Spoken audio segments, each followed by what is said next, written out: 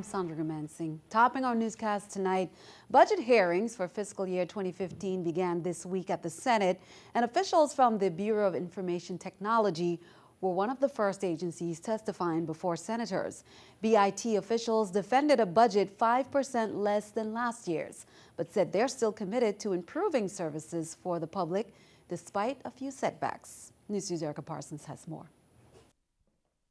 The Bureau of Information Technology's agency head told senators Tuesday the agency is moving forward with automating the government and streamlining its processes despite budget cuts. We can't do most of the things, or some of the things rather, that we were planning to do, but we have identified some potential cost savings in other areas that will allow us to do more with less. BIT's general fund budget for fiscal year 2015 is just over $2.1 million, 5% less than last year's for personnel and other operating costs. Officials say last year they were able to implement a number of IT improvements for government agencies. Those changes are geared towards making the public's customer service experience smoother. Some improvements included installing a private cloud for the government, switching the government's email system to Office 365, updating the government's phone system, and promoting more use of the established video conferencing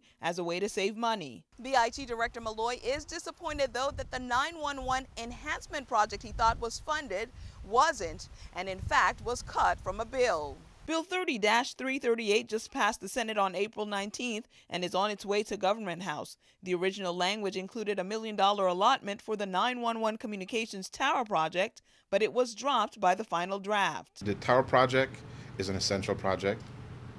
It is for the first responders. It is for the citizens of the Virgin Islands. It's a basic responsibility of the government, just like it is to provide electricity or to provide health care. This is the infrastructure that allows them to communicate. So it is unbelievable to me that this has caused such a controversy, considering the implications. Regardless, Malloy says his agency's goal is to expand on the IT infrastructure just built in the last fiscal year so the VI can be on a level playing field with the rest of the world. Erica Parsons, News 2. In other news, a $50 million borrowing bill recently approved by senators won't be enough to fill the budget gap needed for fiscal year 2014. A press release out of Government House said the governor's financial advisors analyzed Bill 30-427. The finance commissioner and OMB director told Governor DeYoung that the bill would also create a bigger deficit for the upcoming fiscal year. The governor's financial team said the bill adds $36 million extra for the territory's hospitals and plans to convert the cash flow note into deficit financing to be carried over in year 15. The team said the fiscal year 14's deficit increased with senators' action, and they didn't provide a way to pay for it. The bill hasn't made its way to the governor's desk yet, but he's trying to decide whether to sign it, veto it, or call a special session. My expectation always was that the Senate may, in fact, make an adjustment or make some modifications to the borrowing bill I submitted, because it was all encompassing in the sense of what we were trying to achieve, which was to be able to address the fiscal year 14 deficit, but at the same time take a hold of putting in place some major projects that had been ignored for a long time, while at the same time the job creation aspect. So I anticipated a change, but the primary focus was to try to get through fiscal year 14 with a deficit that we had explained to the community and to the senators that we got down to a certain level.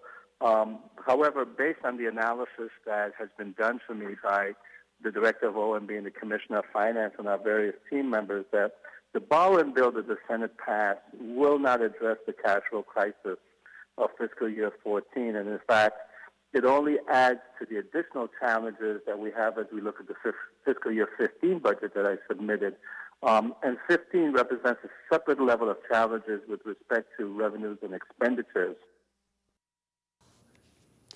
The U.S. Department of Justice announced that Marvin Griffin, age 50, of St. Thomas, Virgin Islands, was sentenced yesterday in district court to 100 months in prison for possessing with intent to distribute 5 kilograms of cocaine. Griffin was remanded to the custody of the U.S. Marshals Service. According to court records, on September 29, 2013, the defendant, Griffin, arrived at the Cyril King Airport and attempted to board an American Airlines flight to New York. Griffin had a black backpack, plastic bag, and a box in his possession as he entered the primary inspection area of the airport. When questioned, Griffin stated that the box contained various food items. Search of the box revealed some cans that were found to contain 5 kilograms of cocaine. Also in district court, Marcel Henderson, 25 years of age, of St. Thomas, was sentenced on Thursday to 71 months in prison for the illegal possession of firearms. Henderson, who is a convicted felon, is prohibited under federal law from possessing firearms. Henderson, who has been incarcerated since his arrest last December, was remanded to the custody of the United States Marshals Service. According to court records, on December 12, 2013, officers of Customs and Border Protection intercepted a package containing 4 firearms and 230 rounds of .2 ammunition, which had been mailed to St. Thomas. 2 of the firearms had obliterated serial numbers, with the intended recipient of the package as Henderson. Further investigation revealed that Henderson was convicted on August 5, 2010, for attempted armed robbery. Well, whether you own your own home or you're looking to buy one, don't forget to check out the 2014 Housing Expo. The Housing Finance Authority is celebrating 30 years, and this is the 4th expo they're hosting. The expo helps homeowners and home buyers acquire and maintain their homes. And this year's theme is Go Green and Build Dreams. More than 40 vendors were on hand last weekend, and they gave the public information on everything from the home buying process and insurance to floor tiles and solar panels. There will be lots of giveaways and demonstrations. Some sad news: the territory is mourning the loss of one of the VI's most famous musicians.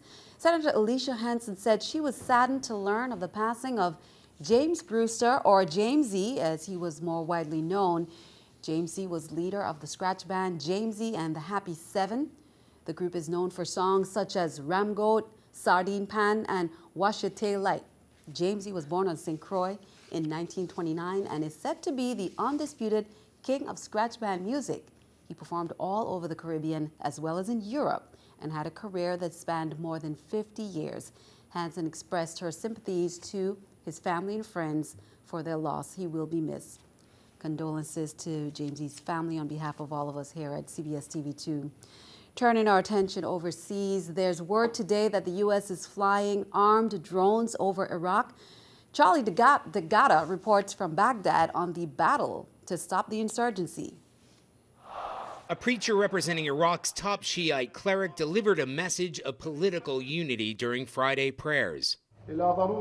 Prominent Shiite leaders in Baghdad want Iraqi Prime Minister Nouri al-Maliki out of power as a Sunni insurgency threatens to tear the country apart. U.S. leaders are pressing the Shiite government to give more power to Sunni opponents to calm the violence. Armed U.S. drones are flying over Baghdad, but the Pentagon says they're patrolling to protect the American embassy and are not a lead-up to airstrikes. Some of the worst fighting is taking place just an hour north of here in Baghdad, where it appears the Iraqi military has been able to at least slow down this offensive by Sunni extremists. Iraqi troops are reportedly in control of the religiously mixed province of Diyala, where fierce battles have been taking place for more than a week. Human Rights Watch say they have strong evidence Sunni militants committed war crimes, executing nearly 200 men in Tikrit this month. Officials have located suspected execution sites in Saddam Hussein's hometown, not far from one of his palaces. Charlie D'Agata, CBS News, Baghdad. Keeping our eye on the economy, here's the New York Stock Exchange with our stock market watch. The Dow, Nasdaq, S&P all up. The Dow 5, Nasdaq 18, S&P 3. Coming up on News 2, our summer fun segment continues. Some fun events you can add to your calendar. Plus, it's the weekend. St. John Festival events are heating up. Smithsville opens for business this evening. Who is playing in the Village? Plus, a preview of all the events coming up. We'll be right back.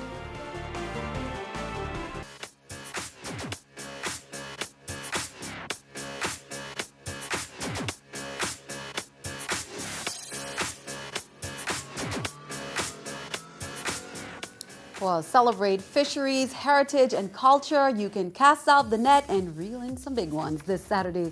From 2 p.m., there's a Don't Stop Talking Fish event, an afternoon filled with education, an evening filled with entertainment, a free family event. You will find a Fisher Expo, Marine Expo, a Lionfish Derby, local vendors and crafts. A Fisher of the Year award will be announced. There will also be live performances by Pressure Bus Pipe, La Fuerta Band, Maranile, DJ Daddy Babs, and more at Camp Arawak, Great Pond, St. Croix East End Marine Park. The USVI has been named the #1 position on the U.S. News and World Report's Best Places to Visit in the Caribbean list for 2014-2015. Last year, the USVI was in 5th place.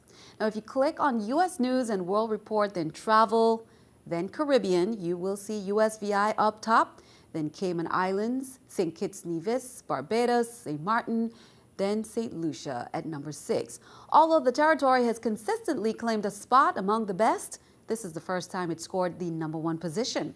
Each year, the travel editorial staff from U.S. News and World Report determine who makes it on that list.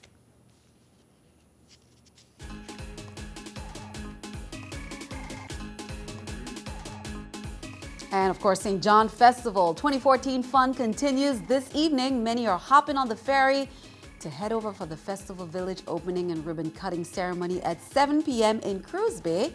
And here's a look at some of the events coming up following to mark on your calendar as well. On July 3rd, there's an Emancipation Day celebration at 10 a.m. in the Franklin Powell Park. You can expect cultural reenactments and more. Then on Friday, July 4th, Juve will be held at sunrise at the St. John National Park. The festival parade kicks off at 11 a.m. Then, fireworks later that evening, 9 p.m. in the Cruise Bay Harbor that same night. But it doesn't end there. On Saturday, July 5th, there will be a Festival Village wrap-up. But tonight is the big night. Smithsville is open for business, honoring Miss Leona Smith. Special, the night of the opening of the village, but you have to be there so you can see it. Because, of course, our chairperson is a village honoree, so we have to do something different. Come early and stay late. It's a wonderful day to be in, well, a wonderful week to be in Love City, St. John. Now here's a look at Smithsville music lineup tonight, opening night. You can enjoy Cool Sessions Brass and small acts. On Saturday, June 28th, music will be by Poison, Spectrum, and Onion. On Sunday, June 29th, you will be jamming, many will be jamming to CMK Band, Big Shaw, and Jammers HP, also Pumpa and The Unit. Now be sure to enjoy some live video streaming of St. John Festival Village from Saturday, June 28th through Saturday, July 5th, 2014, and get all the action, performances, and interviews from top Caribbean artists, including the King of Soca, Machel Montano, Bunji Garlin, Crossfire, Cool Sessions Brass, Styly Band, and many more. Simply visit the following websites there on the screen: fettelevision.com, bestislandfet.com, and focusvi.com. Innovative is proud to be a sponsor presenting live video streaming from Festival Village 2014. Well, hey soccer fans, here's just a reminder, if you've been watching the FIFA World Cup in Brazil, then you know who Fulico is. The armadillo, it's the official mascot of the 2014 FIFA World Cup. And guess what, soccer fans? He will be in the Virgin Islands at McDonald's restaurants on St. Thomas and St. Croix. You are invited to bring some cameras to meet and take photos with Fulico. Fulico will be on St. Thomas this Saturday, June 28th at 12 p.m. at Lockhart McDonald's and at 3 p.m. at Tutu Park Mall McDonald's. Fulico will be on St. Croix this Sunday, June 28th at 12 p.m. at Golden Rocks McDonald's and then at 3 p.m. at Villa Lorraine. Special VIP passes can be found in McDonald's Happy Meals. Stick around, your News 2 AccuWeather forecast is coming up next.